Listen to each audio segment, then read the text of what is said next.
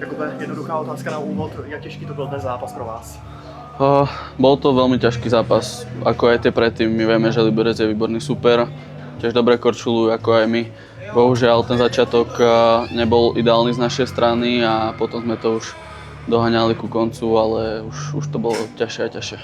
V těch předchozích dvou duelech jste úspěšně skorovali, dnes to bohužel nevyšlo. Co se stalo?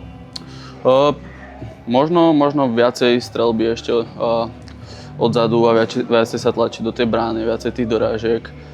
Ale zajtra je nový deň a urobíme všetko preto, aby sa to zajtra otočilo. Jak důležitou roli hrály dnes přesilovky, protože ani v nich jste si bohužel nepomohli?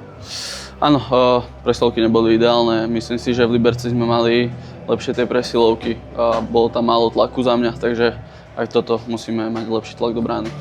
Na začátku druhé třetiny jste smolně inkasovali, jak náročné bylo zpátky se vrátit do toho utkání, po fyzické, ale hlavně i po té psychické stránce.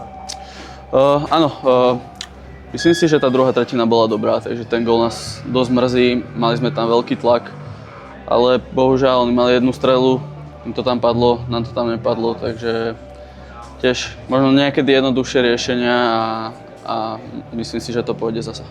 Jak často jste si třeba na střídačce nebo v kabině říkali ohledně toho výkonu, že ho prostě musíte nakopnout? Co probíhalo v kabině?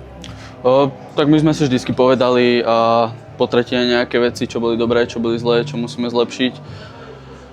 Ale hovorím, náročný zápas, ďalší, takže taká to bude tá séria, bude to náročné, ale verím to, že zajtra bude ešte lepšie korčulovanie, viacej strelby a zvládneme to.